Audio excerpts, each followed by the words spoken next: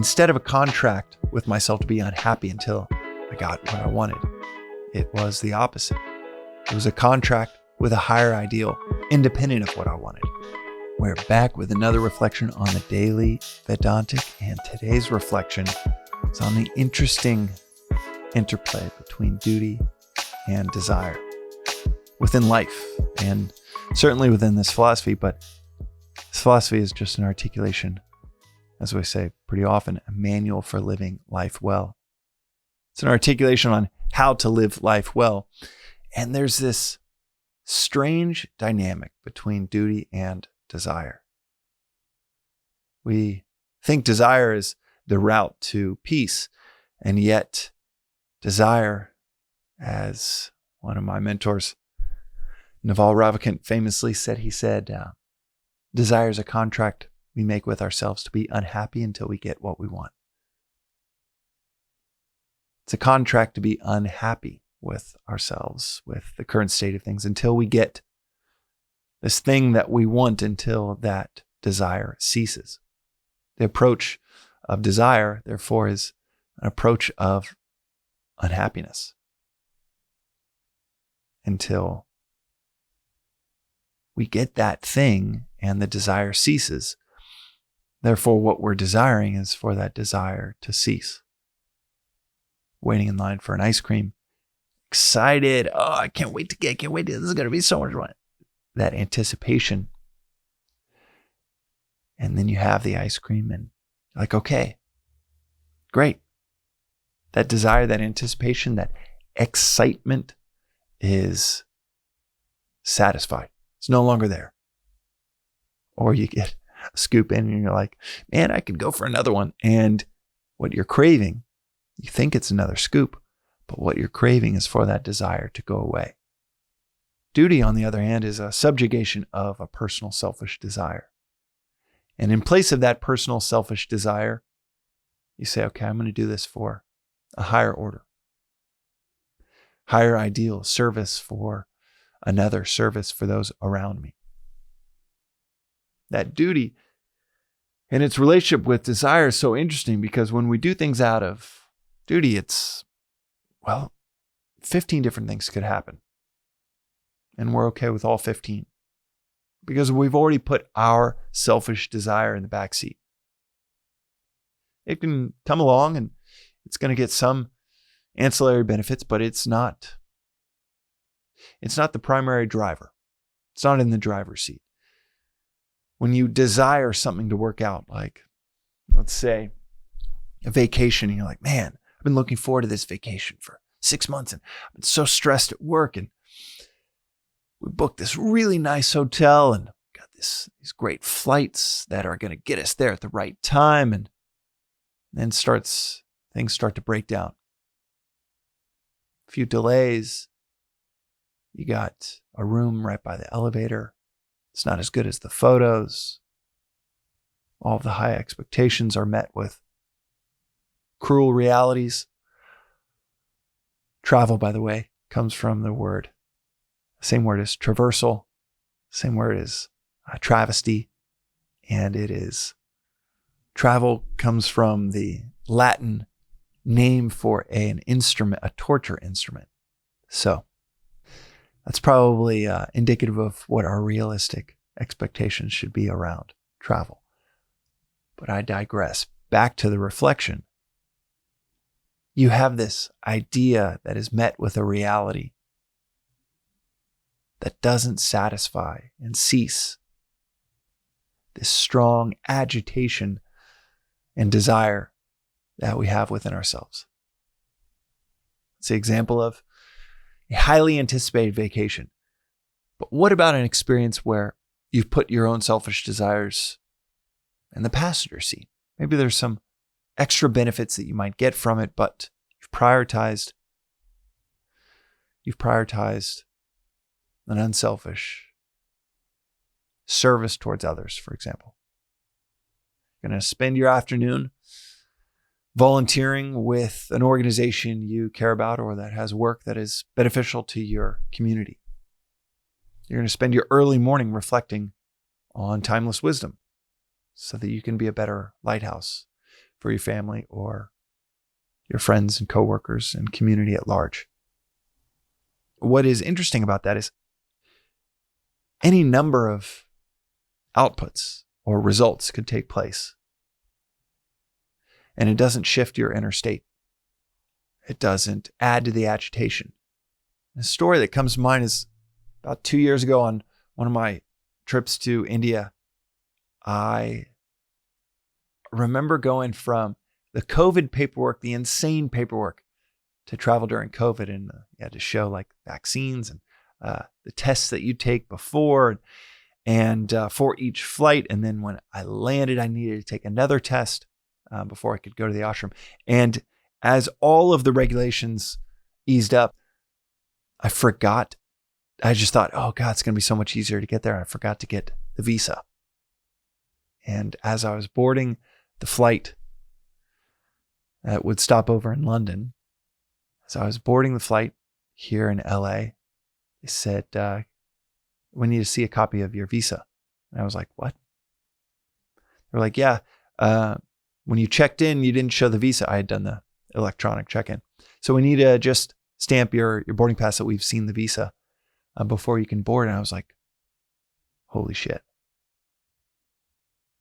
So many countries that you can, as an American, you can travel to so many countries and not need a visa. And I was like, oh my God, I totally forgot about that.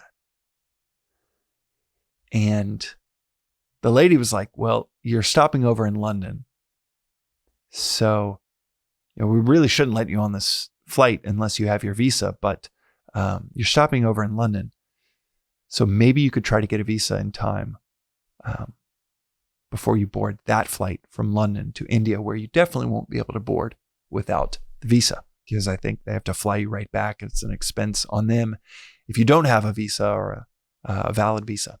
So I was like, oh, okay, this whole flight, I'm going to do everything I can to try to get a visa in about 12 hours to then be able to continue on this flight that, I've been planning for 3-4 months to go to India. But what was so weird about this experience was because it wasn't a trip out of desire.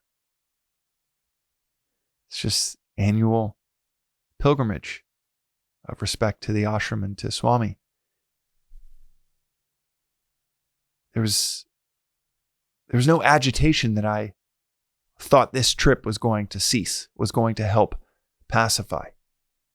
It was kind of the opposite. It was like, well, it'd be a lot easier to not have to travel for time zones. Dad with multiple kids.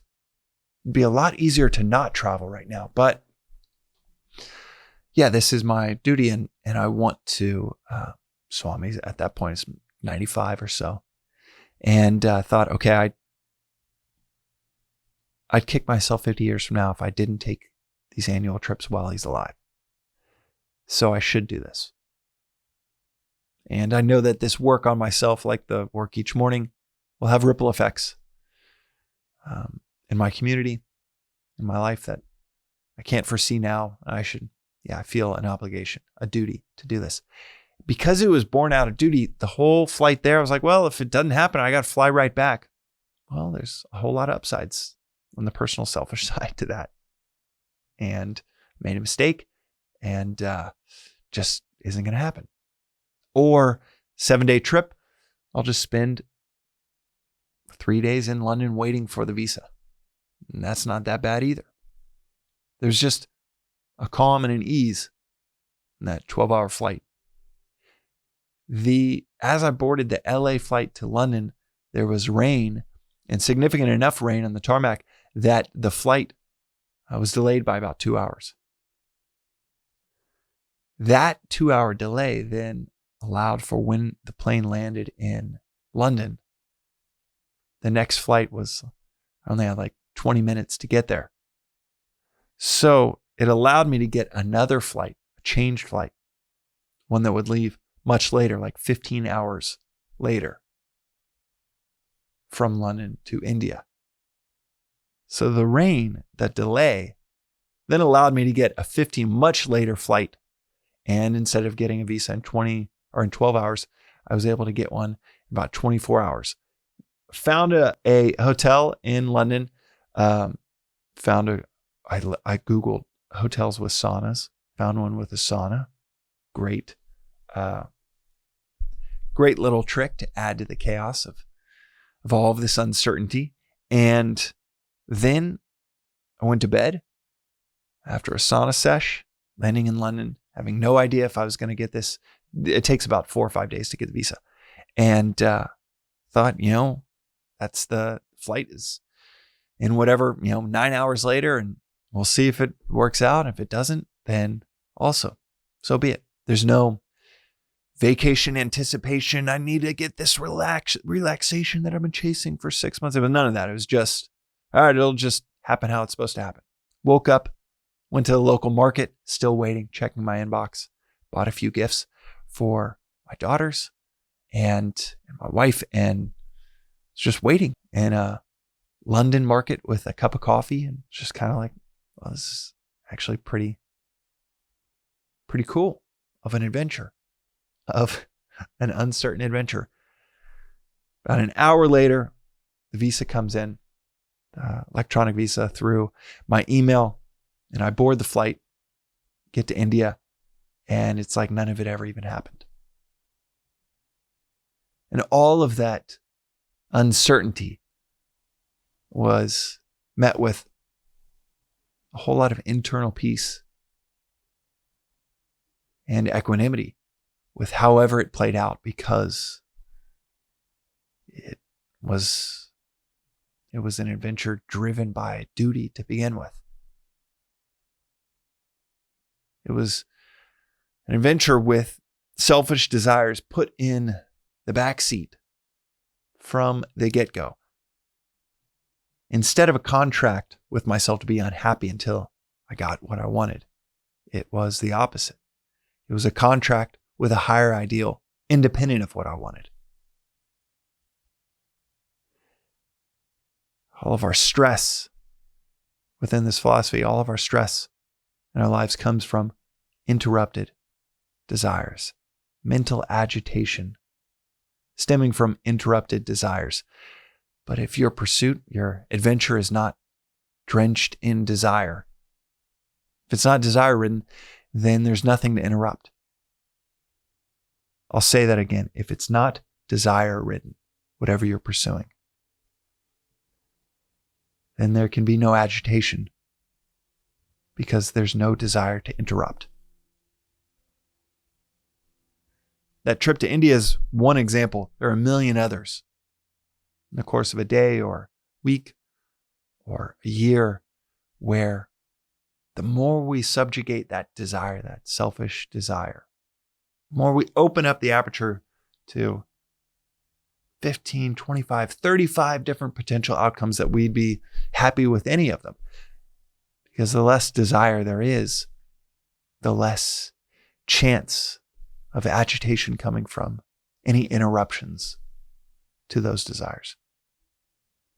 It's like those movies where you have the bank heist and all these lasers. Those lasers that the characters like tiptoeing through and trying to get around. Those lasers are all of our desires. And you set off one of them, one of those lasers gets interrupted, and the alarms start blaring. But if instead of 100 lasers, you've got 4, 3, 2, it's not an absolute thing. The less desires that we have doesn't need to be pure desirelessness, but the fewer that we have, the less of the chances of us to interrupt them, or life to interrupt these desires and cause our alarms to go blaring. And one of the best ways to remove those desires is to choose duty.